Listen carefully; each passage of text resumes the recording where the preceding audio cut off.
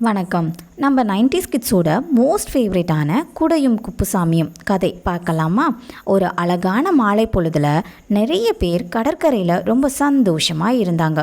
இப்போதான் நம்ம கதையோட ஹீரோ குப்புசாமியோட என்ட்ரி. அவர் ஒரு கையில் சுண்டல் பொட்டணத்தையும் இன்னொரு கையில் குடையையும் வச்சுக்கிட்டு ரொம்ப ஹாயாக நடந்து போய்கிட்டு இருந்தார். இப்போதான் தூரத்தில் ஒரு ஆலமரம் இருக்கிறதையும் அதுக்கு கீழேயே ஒரு நாற்காலி இருக்கிறதையும் கவனிச்சார்.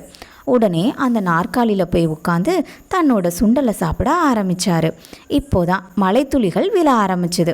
உடனே தன்னோட கையில் இருந்த கொடையை பிடிச்சிக்கிட்டு சுண்டல் சாப்பிட்றதுக்கே மும்மரமாக இருந்தார்.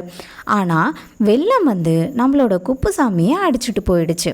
இப்போ தண்ணியில் மிதந்துக்கிட்டே நம்மளோட குப்புசாமி என்னோட சுண்டல் போட்டுறதுக்கு ஏதாவது ஆச்சுன்னா என்ன பண்ணுறதுன்னு புலம்புனார்.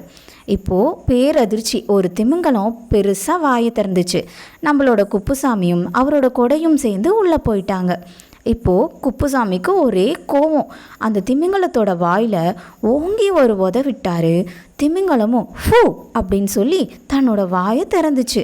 இப்போ குப்புசாமியும் வெளியே வந்துட்டார்.